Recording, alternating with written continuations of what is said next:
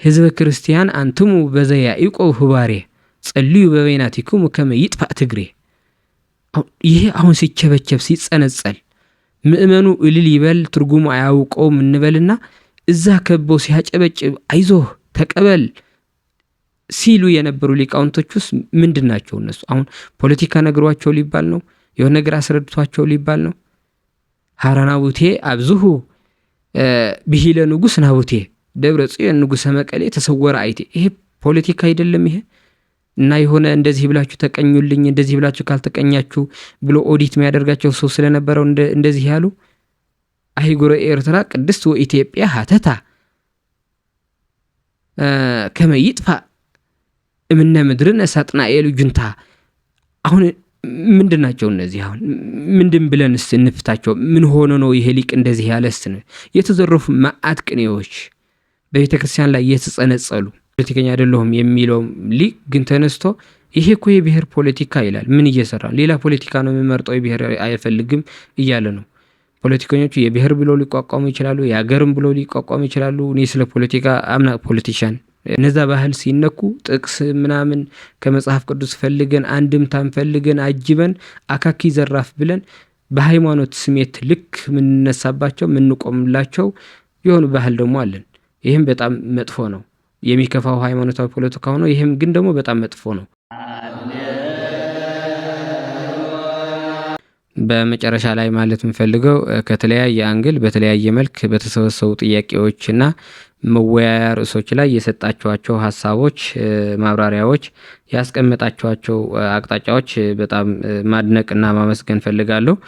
መጀመሪያ ስንገናኝ የነበረኝ ስሜትና አሁን ያለኝ ፍጹም ሁለቱ የተለያየ ነው እና እንዲህ ስንወያይ ስንነጋገር በጣም እየተግባባን እንሄዳለን። በአንድ ሳምንት ውይይት ይህን ያህል ከተቀራረብን፣ ይህን ያህል ርዕሶች ካነሳን፣ ይህን ያህል የቤተ ክርስቲያን ነገር አሳስቦን ከተለያየ ዶክመንት ከተለያዩ ሰዎች የተለያየ ሀሳብ ማሰባሰብ ከቻልንና ተሰባስበን ደግሞ እየተደማመጥን ማዋራት ከቻልን ያው ብዙ ነገር እንሰራለን የሚል እምነት ነው ያለኝና ደጋግሜ ማመስገን ፈልጋለሁ።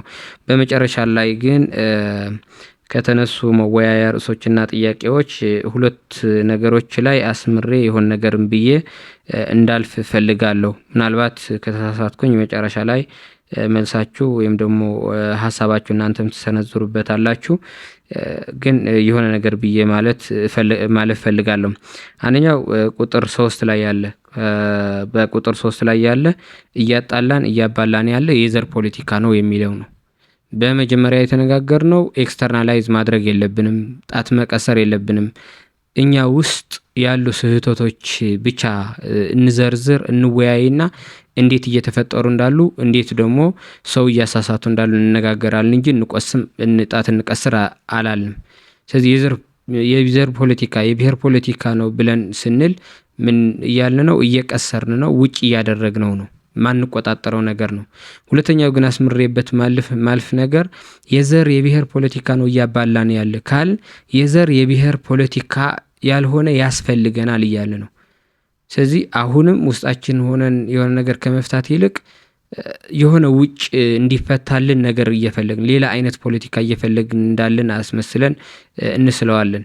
የዘር ፖለቲካ ደጋፊም ተቃዋሚም በመሆንና ባለመሆን ሳይሆን ማውራት እያልኩ ያለው አጠቃላይ ፖለቲካ ከሚለው አውድ ከእጃችን ውጭ ከሆነ አውዶች ላይ ብንወጣና እና እኛ በምንችለው በምንቆጣጠረው ነገር ላይ ብናወራ እንደ መጀመሪያ ባወጣነው ፍሬም በሱ ብንሄድ አሊያም ግን ብዙ ነገር ሊበታተንብን ይችላል።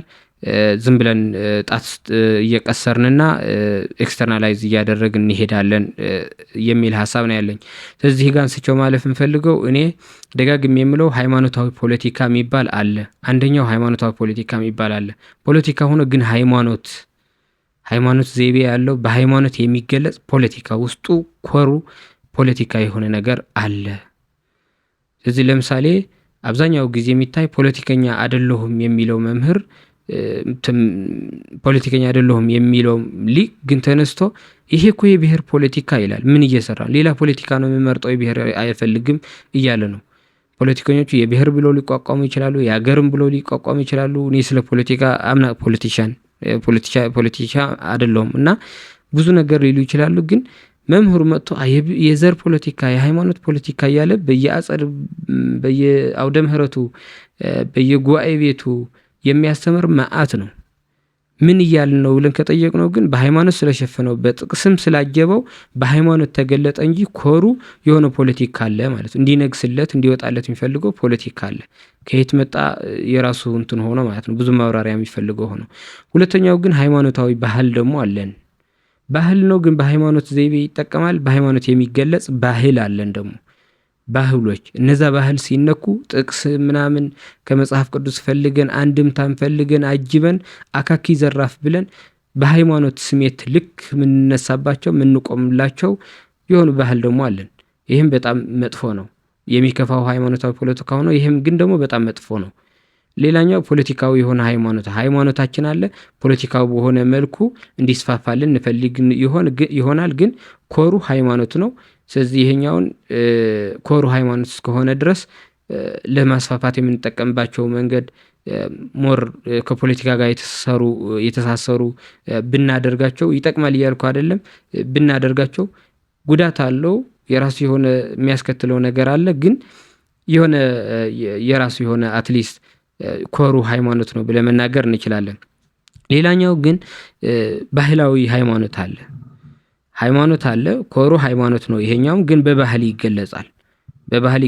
ዋናው የምንጣበቅበት ሃይማኖት ስለሆነ ይሄኛውም የራሱ የሆነ ክፍተት ቢኖርም ጥሩ ነው ብዬ አስባለሁ። አሁን የሚፈለገው ዋናው ሃይማኖታዊ የሆነ ሃይማኖት በሃይማኖት ይትበሃል በቤተ ክርስቲያን ይትበሃል የሚገለጽ ሃይማኖት ነው የሚያስፈልገን የሚል እምነት አለኝ። ስለዚህ ሃይማኖታዊ ፖለቲካ አለ እያልኩ ነው።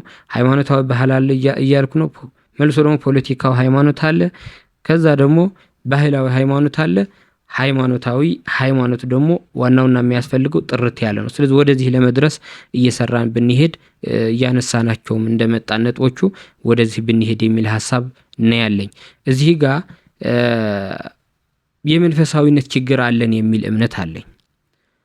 ሃይማኖቱ የእውቀት የመተርጎም አንድምታዎች የማውረድ የመሸምደድ እኔ እንደኛ ራሱ እንደ ኢትዮጵያ ውስጥ እንዳለን ራሱ የሚሸመድድ የሚያጠና ሁሉ የሚሸፍን በቃሉ የሚይዝ ሌላ አገርም የሆነ ቦታም እምነት ተቋም አለ ብዬ አላምንም። የእውቀት ችግር የለብንም። ያ እውቀት ግን መንፈሳዊነትን ያጣ የሆነ ነገር ጀስቲፋይ አድርጎ ማዕት አንድምታ ሊያወጣለት የሚችል ወደሚፈልገው መልኩ ወስዶ ማዕት አንድምታ ሊያወጣበት የሚችል መልኩ ነው እየተወሰደ ያለ እና ሊቃውንቶቻችን በእውቀት አይታሙም ብዬ ነው የማስበው። እናንተ የምትሉት ነገር ይኖራል። ግን ደግሞ ፖለቲካ ነው እንደዚህ እየከፋፈለን ያለ ምናምን የሚለው እሺ ጳጳሳቱ ባለፈው እንዳነሳ ነው ፖለቲካ እንትን ብሏቸው ሊሆን ይችላል። ተጠርተው የሆነ ነገር ተነግሯቸው ሊሆን ይችላል። በስልጣናቸውም ለመቆየት እንዲህ ደግሞ እውቀት አጥሯቸው ፖለቲከኞቹ መካክረው እነሱ በማያውቁት ሐሳብ አስገብቷቸው ሊሆን ይችላል። ምክንያቱም ዳዊት ሲደግሙ ገዳም ያደጉ ናቸው። የጂኦፖለቲክስ የምንበለው የፖለቲካ እውቀቱም የፍልስፍናው የአይዲዮሎጂም እጥረት ሊኖራቸው ይችላል እና ጥሩ አስመስለው አይዲዮሎጂያቸው ፖለቲኮቹ ስነግሯቸው እነሱን ደግፈው ሊናገሩ ይችላሉ እንበል። ገንዘብም ተቀብለውም የሆነ ነገር ሊሉ የሚችሉ ጳጳሳትም ሊኖሩ ይችላሉ እንበል። በየቤተ ክርስቲያኑ ጦሙ እያደረ ግን ደግሞ ያቺ የተማራትን ቅኔ ለፖለቲካ ያቺ የተማራትን አንድምታ ለፖለቲካ የሚጠቀመውስ ምንድነው የምንለው? አሁን የንታይ ያስታውሳሉ ብዬ አስባለሁ። ጦርነት በነበረበት ጊዜ ምን አይነት ቅኔዎች ናቸው ቤተክርስቲያን ላይ ሲደረጉ የነበሩ? በጸናጽል እየተጸነጸሉ ቸብቻቦ እየተቸበቸቡ የነበሩ ቅኔዎች ምንድን ናቸው? መለስ ብለን ስናስባቸው ማለት እናንተ የእውቀቱ አላችሁ እዛውም ቦታውም ነበራችሁ። እኔ ያልነበርኩ እንኳን በጣም ብዙ ቅኔዎች ሰምቻለሁ። ብዙ ቅኔዎች ሰምቻለሁ። ምንድነው ያቺ ቤተክርስቲያን ዝም ብላ ትሰማ ነበር ወይ? የቤተክርስቲያን ነጋሪቱ ዝም ብለው ይመታ ነበር ወይ? እንደዚህ አይነት ቅኔ ሲያቀርቡ ያልኩበት ጊዜ ነበር። ከቅኔዎቹ ላስታውሳችሁ ህዝበ ክርስቲያን አንትሙ በዘ ያዕቆብ ህባሬ ጸልዩ በበይናቲክሙ ከመ ይጥፋእ ትግሬ።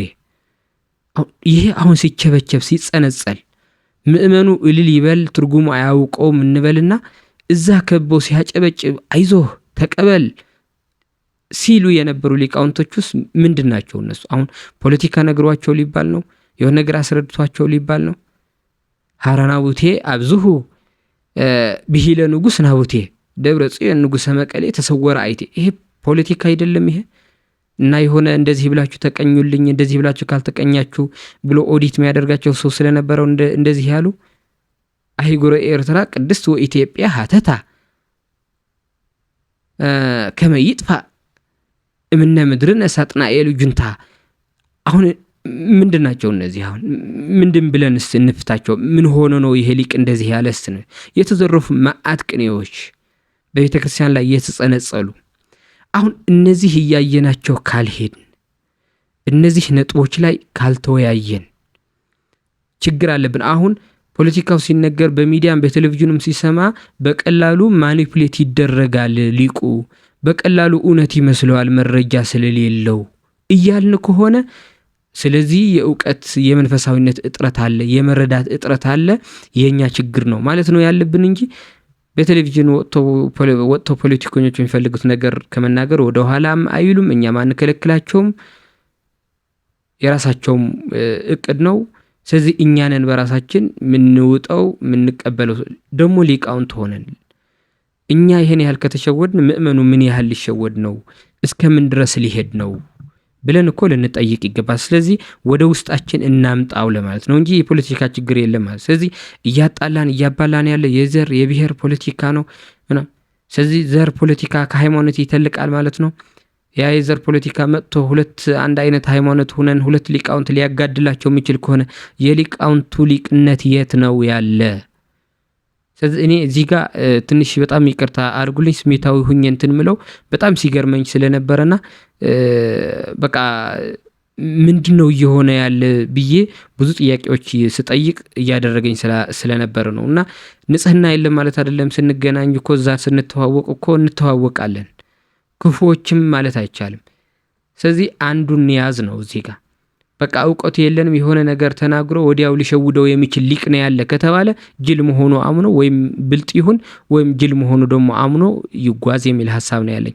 ስለዚህ ይሄኛውን ላይ አስምሬበት እንዳልፈልጋለሁ። ምክንያቱ አንድ ምን ሆኖ በሃይማኖት ነው። ፍቅር የሚኖረው በሃይማኖት ሲኖር ነው። ሃይማኖቱ እውቀት ሲኖር ነው። እኔና የንታ ስለተስማማን እኔና የንታ ስለተግባባን ሳይሆን እኔ የንታና እግዚአብሔር እኔና እግዚአብሔር ስንገናኝ እግዚአብሔር ነው አንድ የሚያደርገን እንጂ ወይም ፖለቲካ አይደለም ወይም የሆነ ነገር አይደለም መሆን ያለበት የሚል ሐሳብ አለኝ። ሌላኛው የትግራይ ህዝብ በፖለቲካ በመናፍቃን እየተወረረ ነው የሚል ሐሳብ ነው። ይሄ ተደጋግሞ ተነስቷል።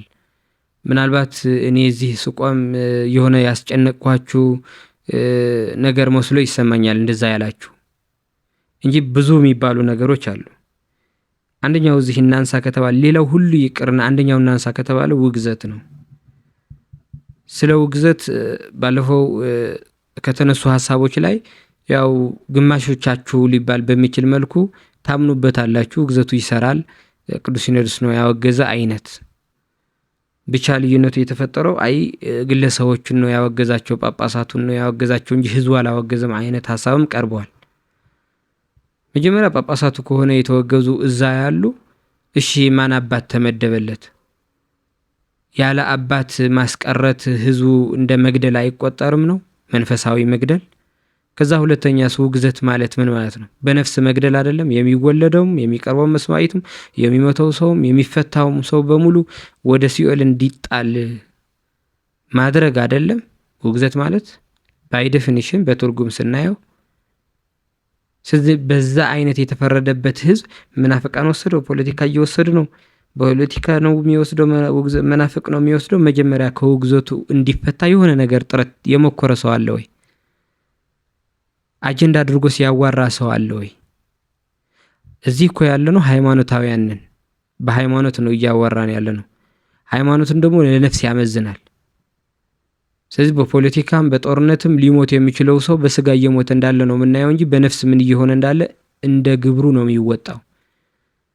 በሃይማኖታዊ ጉዳይ በውግዘት ሲሆን ግን በነፍስ እየሞተ እንዳለ እንድናምን ሚስጥረ ውግዘቱን የውግዘትንም አሰራር ቀነናውም እንዴት እንደሆነ የሚጠፋን አይመስለኝም። ስለዚህ ይሄን እያወቅን የትግራይ ህዝብ ተወግዘዋልና ውግዘቱ የምናምንበት ከሆነ ተወግዘዋልና ያ ሁሉ ህዝብ እየጠፋ ነው ብሎ ሊቀ ጳጳስ ሂዶ ሲኖዶስ ላይ ሂዶ ያናገረ ሰው አለ? ያስጨነቀው ሰው አለ? ያስጨንቆት አቡነ ዘበሰማያት የደገመ ሰው አለ? ለመውቀስ አይደለም እንደዚህ እያልኩ ያለው። እየሰራችሁት ያላችሁ ነገር ጉባኤ ዘርግተህ አስፍተህ ተማሪዎች ከማስተማር የክርስቶስን አሰር ከመከተል በላይ አለ ብዬ አላስብም። ግን እንደዛም ሆኖ ስለ ትግራይ ህዝብ መጨነቃችሁ ካልቀረ መናፍቃን እየተወረረ ነው፣ በፖለቲካም እየተያዘ ነው ማለት ካልቀረ መጀመሪያ በውግዘት እየተያዘ ነው፣ እንደዚህ እየተደረገ ነው፣ ላዩ ላይ እየፈረዱበት ነው፣ ለግለሰቦች ውግዘት በሚል ሰበብ ህዝቡ አገልግሎት እንዳያገኝ እየተደረገ ነው። ምክንያቱ ከእግዚአብሔር አንድነት መቁረጥ ማለት ነው ውግዘት ብሎ አንድ ጥያቄ እንኳ ያቀረበ ሰው አለ ወይ? የተጨነቀ ሰው አለ ወይ? ሁላችን አልተጨነቅንም ማለት አይደለም። የሚጨነቅ ሰው ሊኖር እንደሚችል ይገባኛል። ግን ሊቀ ጳጳሱም ሂደህ ስትጠይቀው ነበሩ የነታ ባለፈው ሂደን ስንጠይቃቸው ምንድነው ያሉን? ያወገዝናቸው ግለሰቦች ናቸው እና ማን አባት መደባችሁ ተብለው ሲጠየቁ ራሱ ብለን ስንጠይቃቸው ራሱ እዚህ ጋር ጊዜው የሆነ ነገር ሲደርስ ይስተካከላል፣ የሚፈታ ነገር ነው፣ የሚስተካከል ነገር ነው። አሁን ፖለቲካውም ስለማይፈቅድ ነው አባት ያልመደብ ነው። ፖለቲካው ሳይፈቅድላቸው ቀርቶ አባት መመደብ ማይችሉ ከሆነ ፖለቲካው ሳይፈቅድላቸው ቀርቶ ለምን ውግዘቱ አይቆይም? እዛ ባለ አባቶች ለምን አይገለገልም? ከዛስ መናፍቃን ስለሆነ ነው ወይ የተወገዙ? እዛ ዝርዝር መግባት አልፈልግም። ግን የትግራይ ህዝብ የራሳቸው የፈለገ ያህል ጉድለት ይኖራቸው፣ የፈለገ ያህል ጥፋት ይኖራቸው አባቶቹ ናቸው፣ አባቶቼ ናቸው። ምናልባት የትግራይ ህዝብ ቢከብደው መጥራት ቢከብደው የትግራይ ህዝብ ወክዬ መናገር ባልችልም በራሴ ግን መጥራት ቢከብደኝም እዚህ ያሉ አባቶች አባቴ ብዬ መጥራት ነው።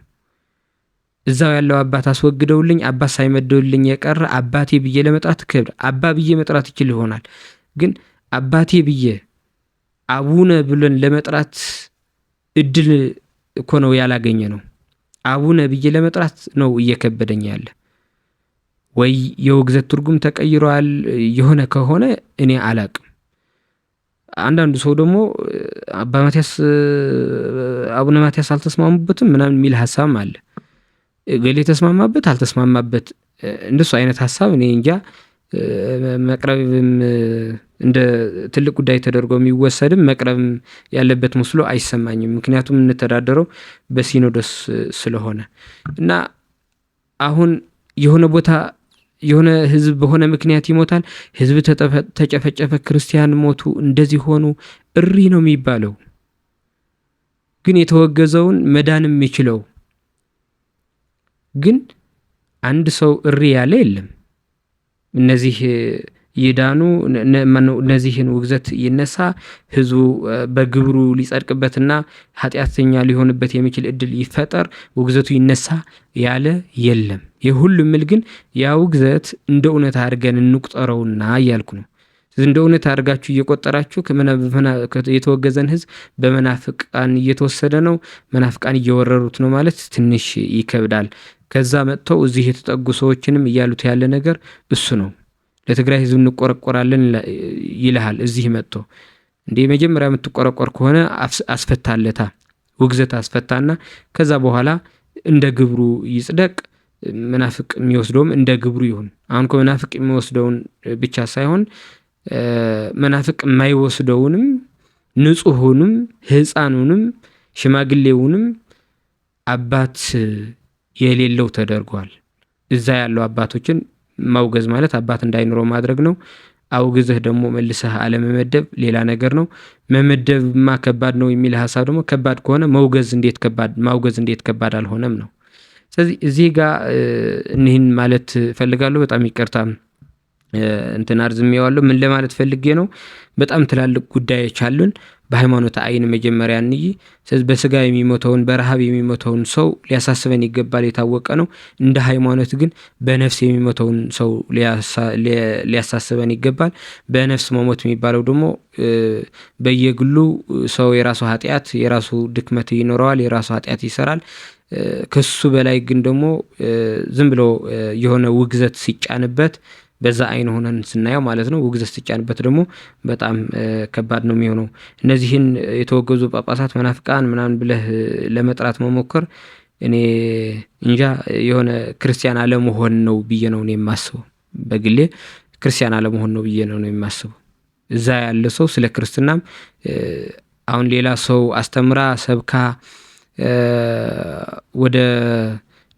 ወደ አጸድ ልታመጣ የተቋቋመችውን ቤተክርስቲያን እዚህ ያለችውን ቤተክርስቲያን ሌላ ሰው አህዛብን አስተምራ አጥምቃ ሰብካ ወደ አጸድ ልታስገባ እዚህ ያለችውን ቤተክርስቲያን ጭራሽ ክርስትና መግቢያ የሆነውን ህዝብ እንደዚህ አድርጊያው ግዤ እንደዚህ ሆናለው ማለት ከዛ ደግሞ ያ ጦርነት ካለፈ በኋላ ያ መከራ ካለፈ በኋላ ለዛ መከራ ሌላ ነገር ማለት ሲገባ በተጨማሪ ደግሞ በስጋው የተጎዳውን በነፍሱ ሙሉ በሙሉ ደግሞ ለመጉዳት መሞከር ወይም ደግሞ መጉዳት እኔ እሱ ነው በጣም ከባድ ብዬ ነው የማስበው። ዙሮ ዙሮ ግን ስላነሳናቸው ሀሳቦችን በጣም ማመስገን እፈልጋለሁ። እነዚህን ግን አጽንኦት ሰጥተን ብናያቸው ይሄ የትግራይ ህዝብ በትልቁ በመጀመሪያ ቢታሰብበት ከዛ በኋላ ወደ መናፍቃን ደግሞ ሲጀመር እዛ ያሉ ሊቃውንት እንደሌሉ እየቆጠርናቸው ነው ወይ? ለመናፍቃን ህዝቡ በመናፍቃን እንዳይወሰድ ማይጨነቁ አድርገን ነው ወይ የምናስባቸው? ትግራይ ሊቅ የለም ነው ወይ? ህዝብ በጣም ሞልቷል። ምንም ችግር የለውም። ስለዚህ አታስቡ፣ አትጨነቁ ማለት ሳይሆን ለህዝቡ አትዘንለት ማለት ሳይሆን ስናዝን፣ ስናስብ፣ ስንጨነቅ ትላልቆቹ መጀመሪያ ትላልቅ ጉዳዮችንም እያየን ብንሄድ የሚል ሀሳብ ለማቅረብ ነው።